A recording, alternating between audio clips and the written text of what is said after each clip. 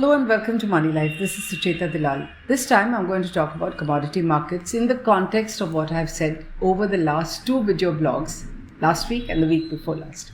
So in the past couple of weeks, I've talked about how the Securities and Exchange Board of India suddenly decided on the basis of an internal report that it wants to let in new players into the market.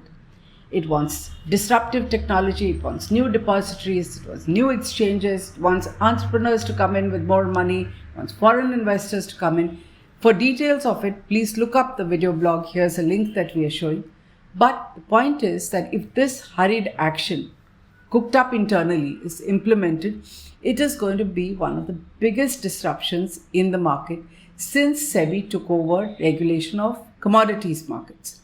And commodities markets were brought under SEBI in 2015, and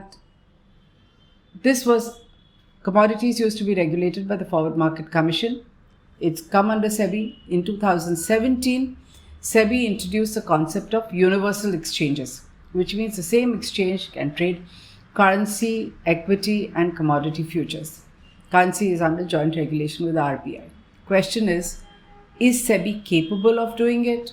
Is it able to regulate what it does properly? And is it paying enough attention to commodity markets? Here I must confess that they are the least reported markets, including the options and futures. Not many people understand it. And even I have not paid too much attention to commodity markets for all the decades that I have been reporting on business and finance. So the question is, before a shakeup of this kind happens, you need to be able to know and regulate effectively everything that's already happening in the market. So there is disruption happening. As I talked about on 14th of July, which is my previous video blog, unregulated algorithms are being directly linked through two broker platforms. People are subscribing to them on a monthly basis, and this is proliferating. I explained all the dangers. I also pointed out that people who are writing algorithms, exchanges, have been talking to SEBI and saying this needs to be regulated. It could pose a danger, but SEBI has not budged. Details again, like I said, previous video blog. On 19th of July, Devashish Basu, who's our editor of Moneylife, wrote in the Business Standard about the massive explosion in illegal trading platforms that offer derivative products in currencies and foreign indices. He called this digital dabba trading. What is dabba trading? It is completely illegal trading that happens outside the purview of regulated exchanges and flies under the radar of SEBI. So this is already so big, he said, that these companies are even sponsoring cricket teams and using cricket stars for endorsements. After he wrote the article, the Reserve Bank of India is supposed to have discussed it internally. Again, RBI and SEBI are supposed to look at it. Silence from SEBI. So my point is, two areas unregulated that the regulator needs to pay attention to, bring under regulation before opening up anything. Commodities markets are another area which have been under SEBI since 2017, but get kind of stepmotherly treatment. They need a lot more nurturing, and nothing has happened. So before we go into what is required for commodities, let's look at how the markets have shaped up over the past 3 decades from 1992, when SEBI got its statutory teeth. So let's go to SEBI's website. Here's the website link. SEBI lists 9 exchanges which are under its supervision. If you look at the list. Of these, the Calcutta Stock Exchange is anyway defunct, but because it's under litigation, it's still listed. That leaves 8. Out of these 8, 2 are very new international exchanges started in 2017, operating out of the Gift City, which is a special economic zone in Gujarat, and they're really competing with the Singapore Exchange. We don't know much about how they're doing. It's entirely new and it's experimental. So out of 8, you have 2 more gone. One of them trades only currencies, which is the Metropolitan Exchange, which was earlier MCX, SX, and after Jignesh Shah's exit, it's been floundering. So in equities, you have really 2 dominant exchanges, the National Stock Exchange and the Bombay Stock Exchange. There used to be 23 exchanges in this area, most of them 20 odd regional players and some other experiments OTCEI, integrated stock exchanges, many of which have folded, and you literally have two serious players. Even this is so lopsided that the NSE accounts, virtually monopoly accounts for over 90% of trading. Then you have commodities. In commodities also, there were 20 odd regional exchanges which have all folded up in the last few years. But commodities, futures and options was restarted in 2002.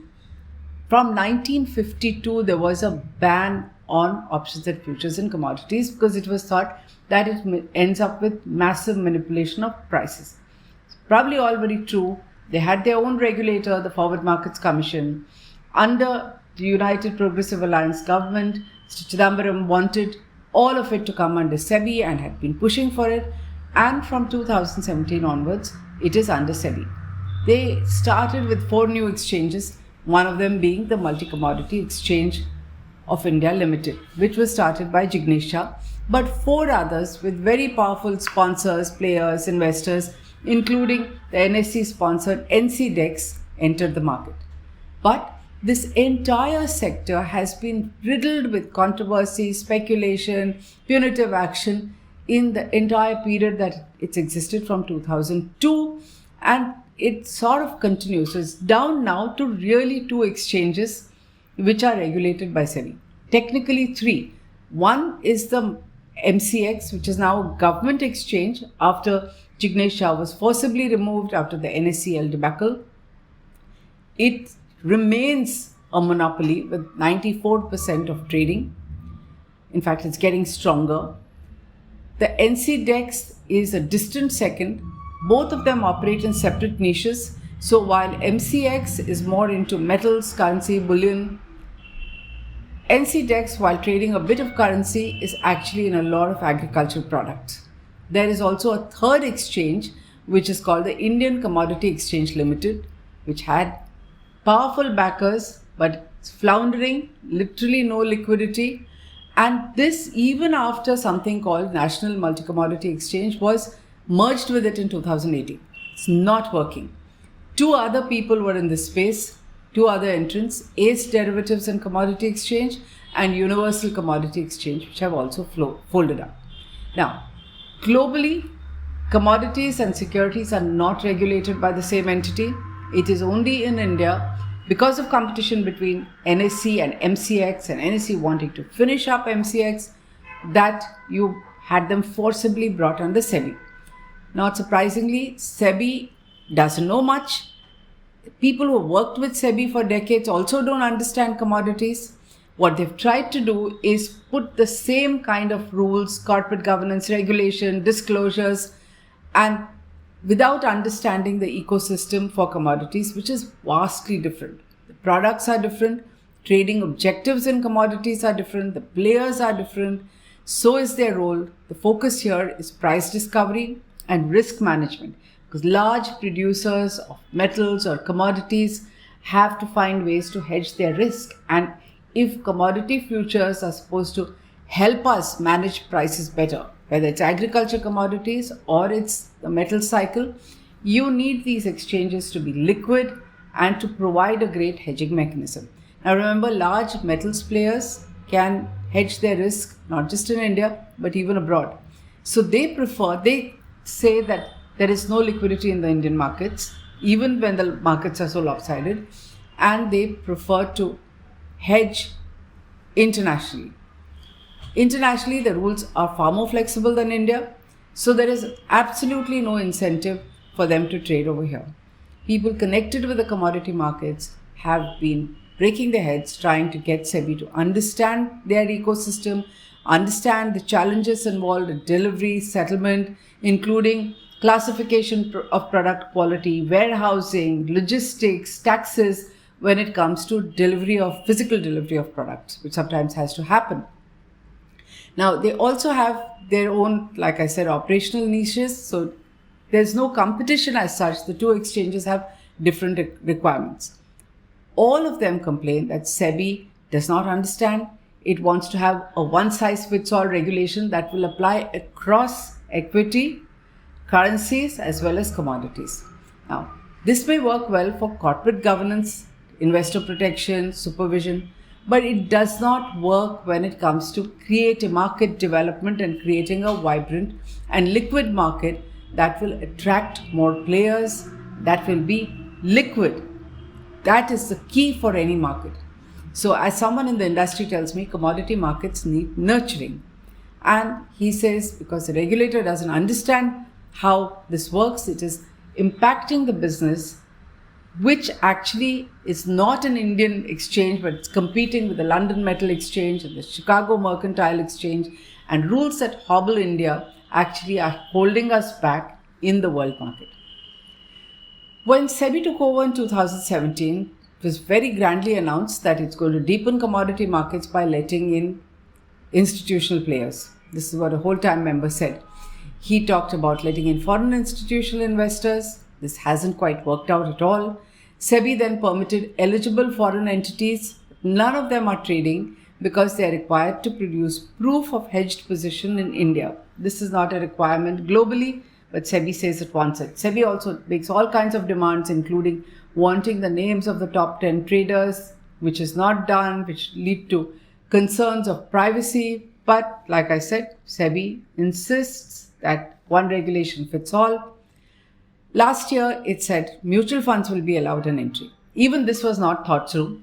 And for 6 months, there was complete chaos because SEBI wanted custodians to act like warehouses and take responsibility for product delivery, which is just not possible. They're not even capable of understanding and storing. So a lot of time was wasted.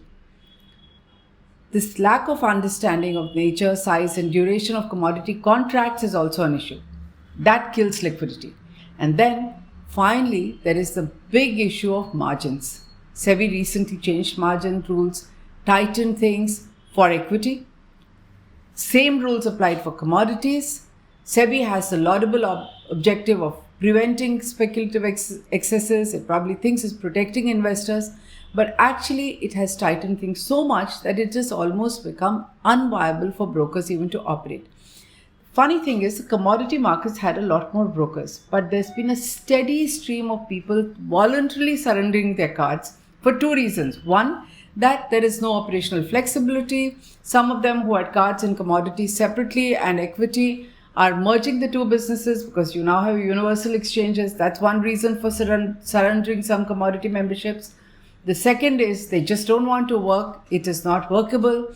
And the third is, I'm going to come to it later, the overhang of the national NSE spot exchange, NSEL issue that continues. So from Jan 2020, nearly 125 brokers have just shut shop. And like I said, the margin rules are hurting commodities much more than equities. It's impacted volumes across the board. The industry is lobbying, talking to SEBI. And there is some talk about a likely change in rules. It remains to be seen if that will happen. Finally, we come to the National Spot Exchange, which was a big scandal in 2013, which actually saw the collapse of Jignesh Shah, founder of MCX. This investigation continues to drag. A whole bunch of top commodity brokers were indicted, were involved in luring people to trade in these carry-forward transactions, convincing them that it was all above board and legal. Turns out that SEBI and the then government and the then finance ministry decided that this was completely illegal, shut it down overnight, causing crippling losses to people. Now, apparently over 190 show cause notices have been served. Many of the top brokers knew that how much ever they fight, ultimately they would be held responsible. So some of them have just quietly changed, closed down their commodity business, merged it with either brand new entities who have all got permission to trade, some of them with different directors, different names, some have merged with their equity and created shell companies. So it's essentially saying, okay, from 2013, for 9 years, the investigation is dragging. When SEBI finally decides to rule on something, there will be a shell company against which action will be taken. SEBI has not allowed those shell companies to surrender their licenses until the punitive action and orders that it has issued and the many 190 show cause notices finally come to their logical conclusion. But this is a problem. It just drags on. The economic offences wing of the Mumbai police has also filed cases. There are cases being fought in the Bombay High Court, and there are at least 5 appeals clubbed and pending before the Securities Appellate Tribunal. All of this is also going to have a debilitating impact on the industry.